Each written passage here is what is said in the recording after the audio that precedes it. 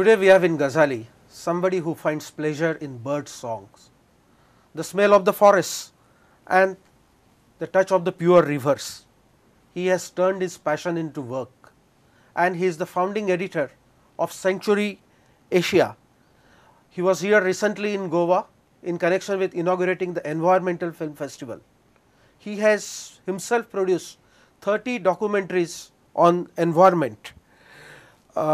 The editor of the premier magazine on wildlife, Mr. Bittu Sehgal, I am proud to present him. He is an eco warrior and he is somebody who is not only an activist, he has a poet's heart and he has a vision also. Welcome, Mr. Bittu. Thank you, Satish. Thank you so very much. I am so happy to be here with you. Mr. Sehgal, the tigers in Goa also would be very happy to greet you. We look upon you as somebody who has been a moving spirit before behind this project Tiger. And here in Goa we have these controversies whether Goa should be declared as a tiger sanctuary or not.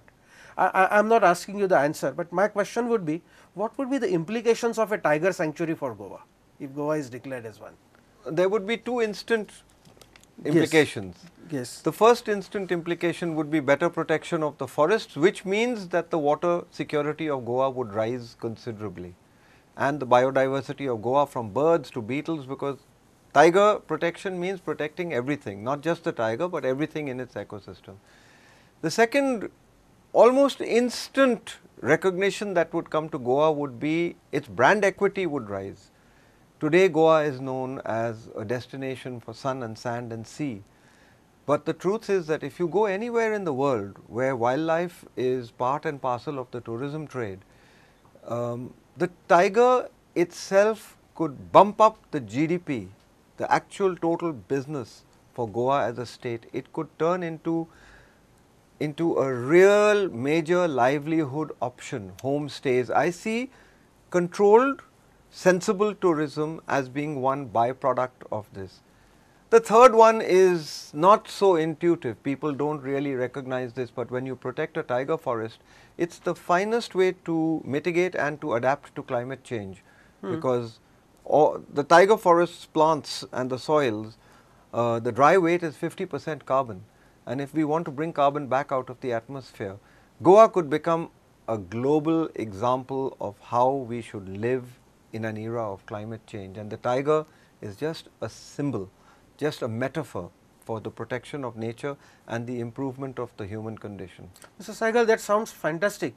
But why then this allergy to tiger? I mean, why do our politicians oscillate between yes and no? We never seem to know what is clearly an answer, what is in their mind. What is it that our politicians have it against such kind of sanctuaries?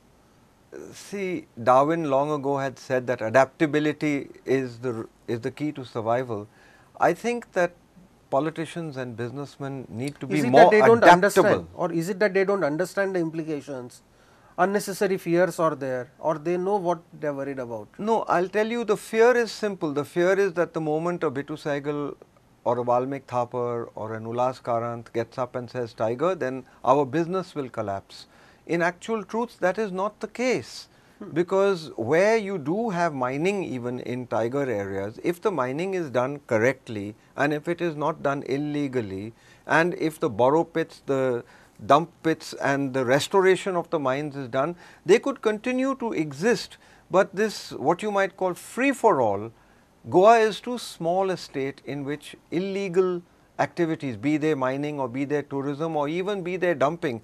I was so pleasantly surprised to see today what the attitude of, let's say, Panjim is to the protection of its environment. That attitude has to pervade from north to south. In fact, I would like to see it invade Karnataka and Maharashtra in terms of attitudes. I think Goa has the potential to be a global leader on the issue of environmental protection.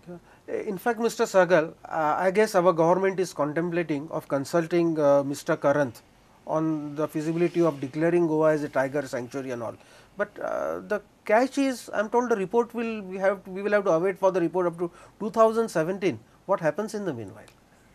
I would put it like this, that there is no doubt that tigers exist here. We have seen them make cattle kills, we have seen photographs, we have seen pug marks, we have seen droppings, We know it exists. Why should they not exist? If they exist, the tiger is not going to not come to Goa. It's not. So I would put it like this, that because a report might come in 2017 is no reason for us to believe that till 2017 there's a free for all. We must proceed along the lines that there are tigers, we are going to declare this a tiger area, and all our activities should be governed by that. But as I said, these activities should be such that the economy is boosted by the presence of the tiger, that the local people are made the primary beneficiaries. The type of tourism that the tiger can bring is not the type of tourism which is hardcore constructions. That's you have right. to protect your forests, you have to protect your destination, and I think it would be high value, low impact tourism of a very sensitive nature which shares its bounty. Now, are invariably wildlife and tourism opposed to each other? Like you destroy the privacy of the animals, you trample upon the biodiversity when you try to promote tourism, because that is one fear that is there in public mind. What are your The comments? issue of tourism and wildlife is not as complex as it is made out to be. The fact is that tourism is a conservation tool. Well managed, sensitive, good tourism is a conservation tool. It can actually end up protecting wildlife. But if tourism is run away, it can have as bad an impact as any other activity that damages the forest. Yes. So I would say that again, Goa has focused its tourism only on the coast. When you do move, But and I would we can, destroy our forest if we encourage tourism? you Basically the could, wildlife tourism. you could destroy the forest if you wanted to, just by allowing rampant construction.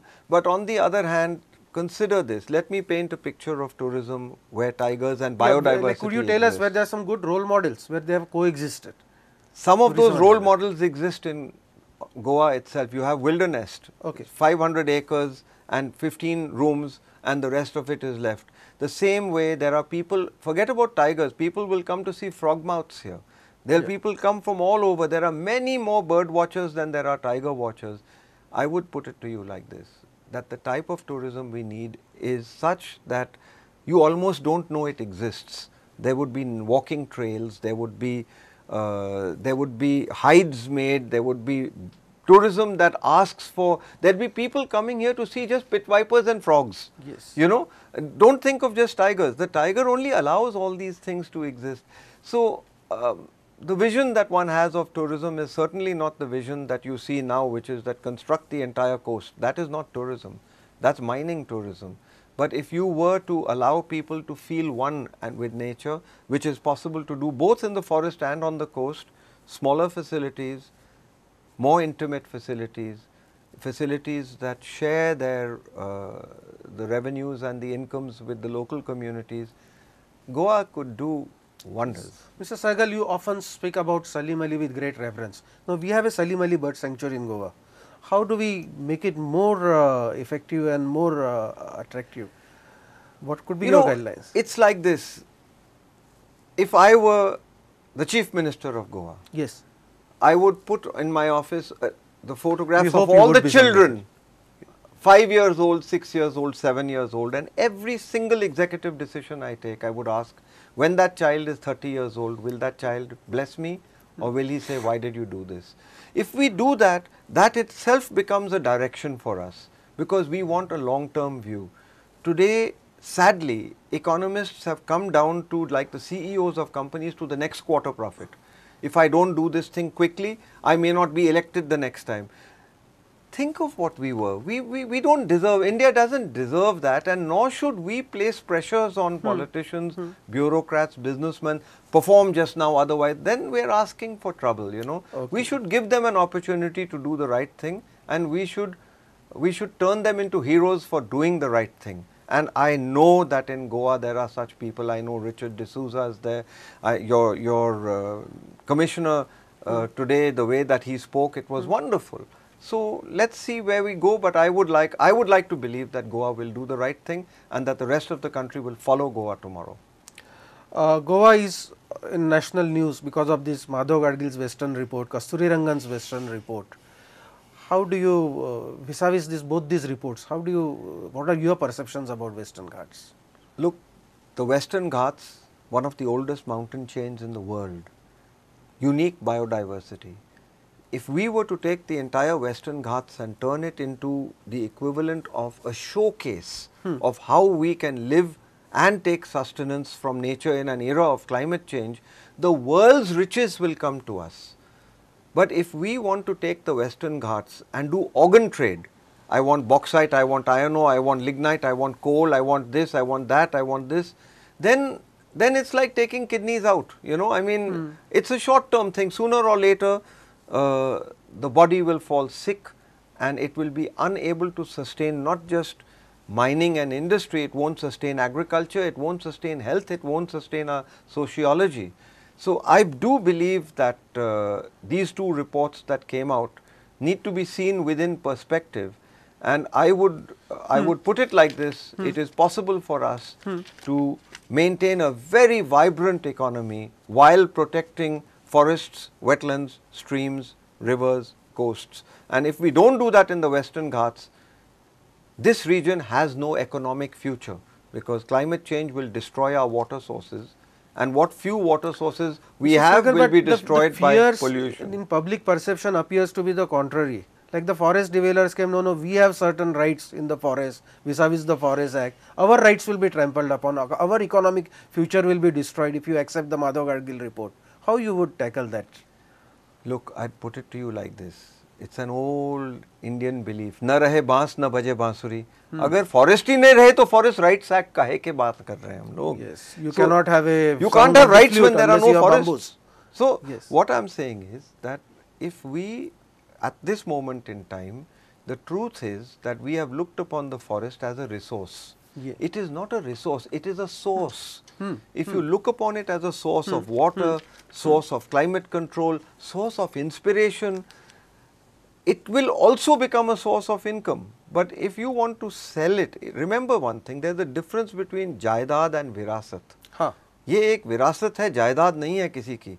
हक नहीं जमता हमारा कि उसको खत्म करके चबा के हजम कर दें और अगली पीढ़ी को कहें कि आप जियो न जियो हमारा क्या है. I think we should be remembered well by history if we look after this area, and nature in the Western Ghats most certainly will not be passing judgment on us.